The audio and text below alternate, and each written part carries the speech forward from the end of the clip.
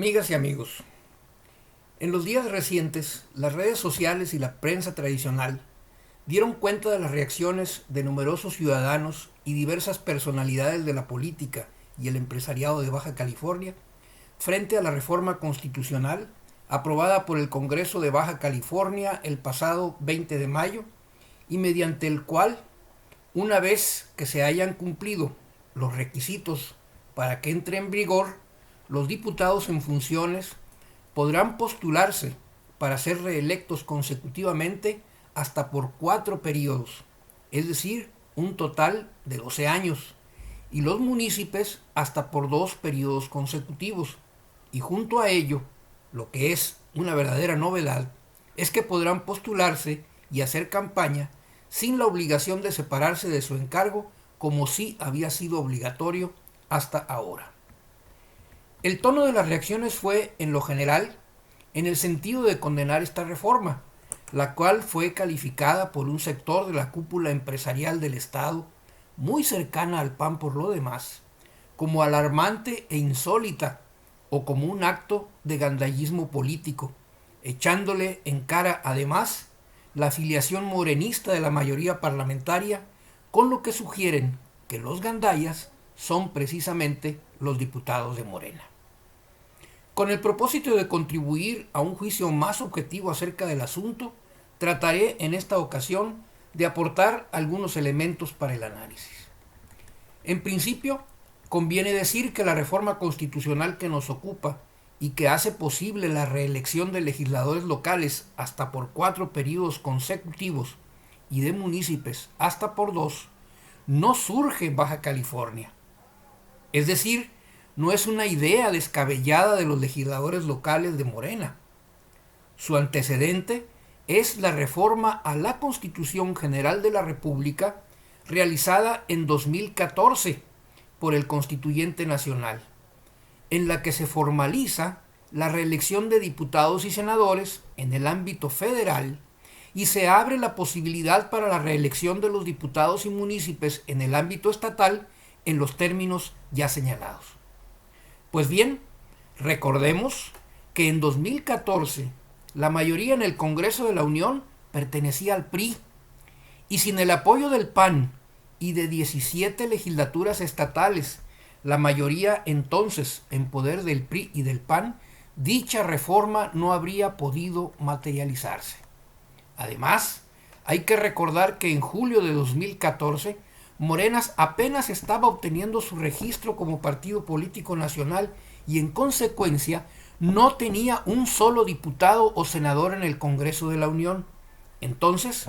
lo de la reelección continua en los términos ya señalados no fue inventada por Morena, sino por el PRI con el apoyo del PAN y otros partidos. En todo caso, el gandallismo del que los empresarios filopanistas de Baja California acusan a Morena le sienta mejor al PRI y al PAN. En segundo lugar,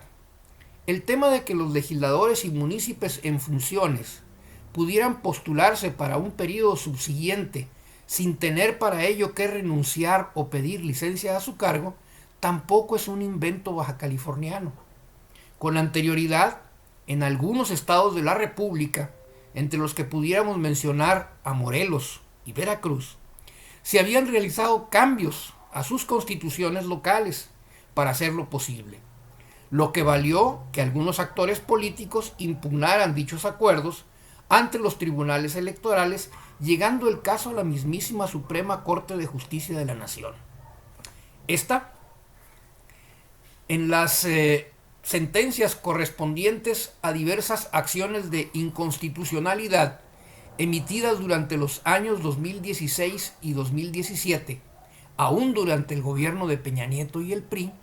avaló las reformas realizadas por algunos congresos estatales en las que se permitía a legisladores y municipios que buscaran la reelección sin la obligación de renunciar o pedir licencia a su cargo. Como podemos ver, esta parte tan criticada por la cúpula empresarial filopanista de Baja California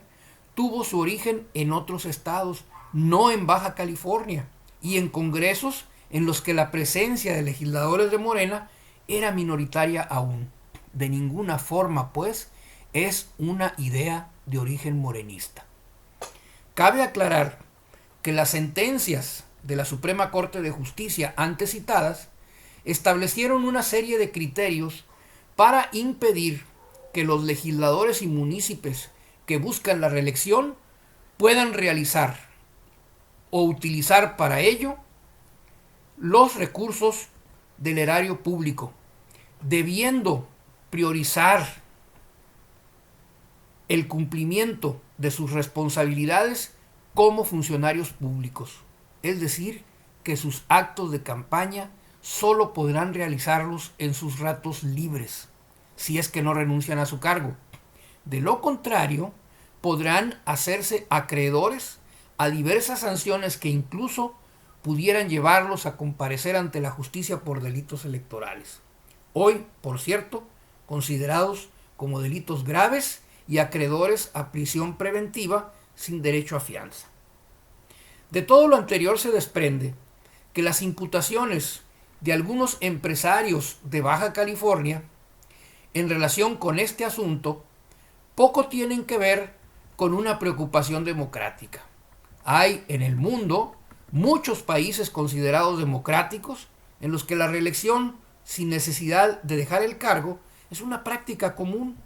Ahí están Estados Unidos, donde Trump está buscando la reelección sin dejar el cargo de presidente.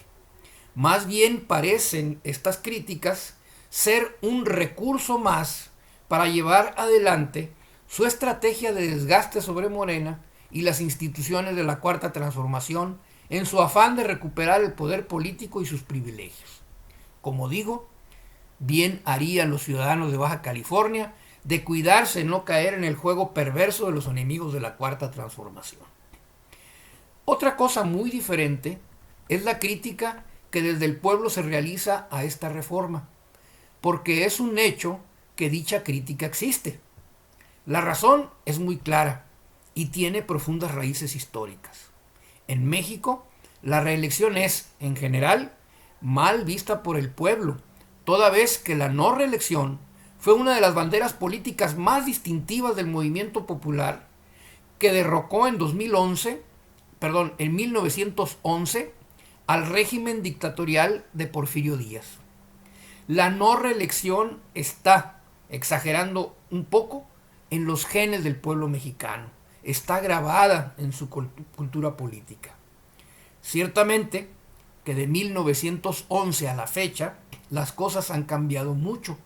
y pudiera pensarse que la bandera de la reelección es cosa del pasado. Pero en un momento de transición hacia un gobierno que se asume como heredero de las tres grandes transformaciones de nuestra historia, la más reciente de ellas, precisamente la Revolución Mexicana, esa que se luchó enarbolando la bandera de la no reelección, es hasta natural que un sector del pueblo reaccione con desaprobación a reformas de este tipo. Como digo, bien harían los legisladores de Morena, en particular los auténticos morenistas, porque hay no pocos que son morenistas de ocasión, en actuar con mayor sensibilidad política y en todo caso realizar estas reformas de cara al pueblo, propiciando la discusión abierta y sin temor del asunto, compartiendo con el pueblo los argumentos que en su caso sostienen para justificar su proceder parlamentario. Y si en ese debate el sentir del pueblo es contrario, es preferible posponer tales reformas, pues siempre será mejor actuar con pleno respaldo popular que hacerlo subrepticiamente. Aquí cabe el consejo de no hacer cosas buenas que parezcan malas, a menos que la ambición se atraviese, y si es así, se estarían incumpliendo los imperativos éticos que enarbola Morena. Muchas gracias y hasta la próxima.